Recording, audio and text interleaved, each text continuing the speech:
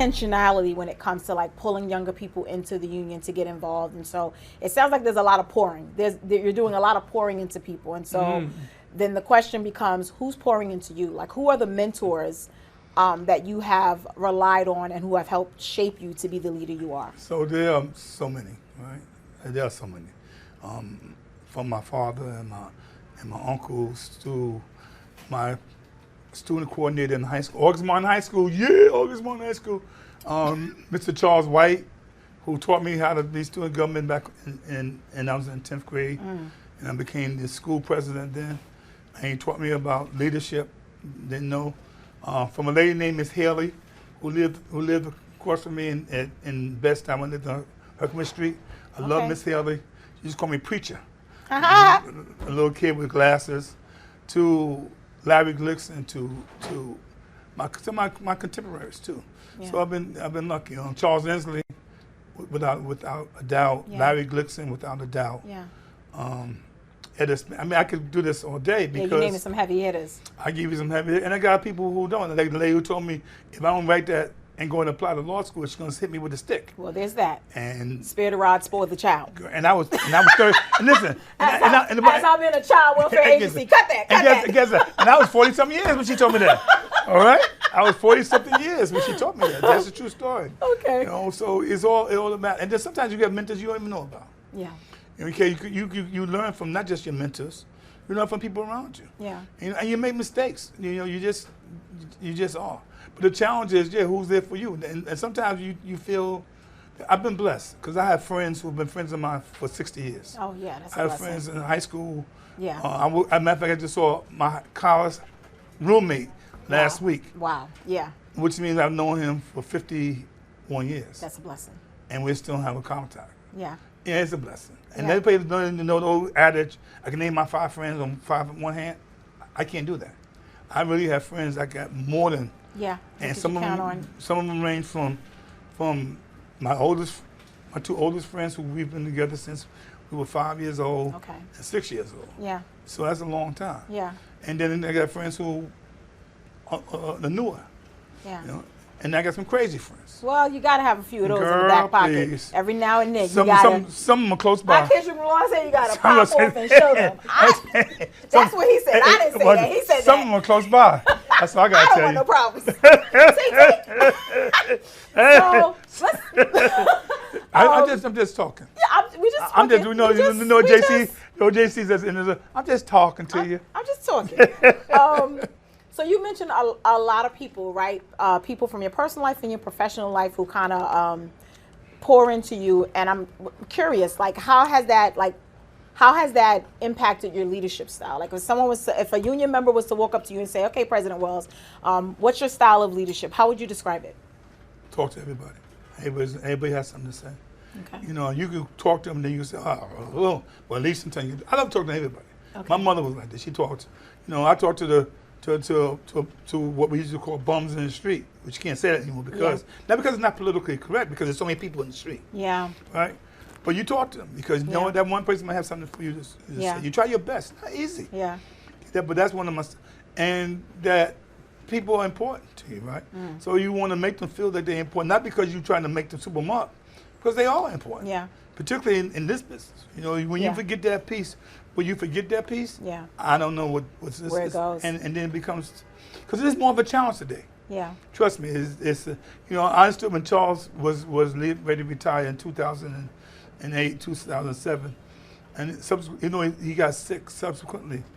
I understood that landscape was changing. Yeah. This landscape is changing. Yeah. You know, our country is not necessarily changed. It's going back to a time when it was less friendly. Yeah. Less nice. It's scary. Yeah. Yeah. It's not. This is not necessarily a new creation. Yeah. Because we've had people in charge before who were not nice, who who were racist, who was misogynist, right? Who thought they ruled the world. Yeah. You know, that's how America became. Part of the way America became #1. Absolutely. It didn't come #1 because they he's were just so nice warm. guys. Oh yeah, nice guy. Yeah. Oh yeah, we. Yeah. So I don't want to say but it's a different feel to it. Yeah. Because we have so much at our fingertips. Yeah. Right. It sounds like your leadership style is really service-led, right? Like you're really trying to like get out there and hear the voices, all voices, regardless of the level, regardless of the placement, when it comes to how you lead this union. And so with that being said, what are some personal values? You mentioned God earlier, that's you, right? And so what are some personal values that guide you when it comes to your leadership style? Well, hopefully trying to be nice to people. It's nice to be nice. It's nice to be nice. Want to be real with people. Okay. What I don't use is being transparent. I hate that word. Because that's just a word that's overused. Yeah. Okay, you cannot just be transparent with everybody. I'm just this is just okay, good. That's who I am too. But you know what? There's parts that you may not see this everybody sees. Yeah. Just understand that people are people, and I believe that. I believe my mother, who really got along with everybody, kind of taught me that. It just I don't know. I just try to be the best I can. You know what? Yeah. I try to have in my ledger. in my ledger, I wanted to be more positives than negatives because there's negatives. Yeah. Oh, I'm the last saint on earth, right? That's all right. God doesn't call us to be perfect. Yeah. But I believe that. I believe that you need to do more good than harm. Yeah. Okay. Yeah. And so, at the end of the day, but you know, I talk about this to a lot of people. It's that dash. What's happening? It's that dash. What happened in that dash? Yeah. Okay. And when you say dash, you're talking about like I was born in 1979, and whenever God calls me home. Left. What's happening in that dash? What happened in that dash? Okay. I'm good with my dash. Okay. I'm good with my dash right now. Yeah. I heard a couple of values. I heard the value when it comes to just people and keeping the heart of people at the center. And I heard that transparency is key, but transparency also aligns with discernment. Because you need to discern who you're going to be transparent and what you're going to be transparent about. Because not all transparency is good transparency. No, it's not good. If it's harmful, right? Do no harm. You know, do no harm. You know, oh, that's just ugly. Who asked you? Who asked you if that shirt was ugly? Okay. Who asked you? I'm sorry that I I mean, you know, it don't really happen because I don't. Yeah. I know the clothing, but ever did really. But you know the point, yeah, right? I got you. So, because sometimes I say, you know, people, I'm gonna say, well, okay, but first time, who asked you? Yeah. And if I didn't ask you, we'll see how your statement impacts me. Yeah. Okay. And when you're in this business, people think they can tell you anything. They can say anything they want to say to you. Yeah. And at different times in my life, they could. Yeah. They can't now. Well, listen. Because I've earned a certain level. As you should. And I'm just not accepting that. But you don't mean you can't tell me how you feel. You can't tell me. With respect. You disagree. You can do that. Yeah. But also tell me, how can we make a difference? Yeah. Solution oriented. You're looking for solution oriented. Help. Maybe something you may. Listen, I didn't think of the child care. I didn't think of the crisis by myself. Yeah. I didn't think of a lot of stuff. I didn't think of the CCSW or the fact that we provide free CEU credits to our social workers. Wasn't my idea. Yeah. Okay. Nor do I coordinate it. Yeah. So you can't. And I said this. You don't have to be the smartest person in the room all the time. All right.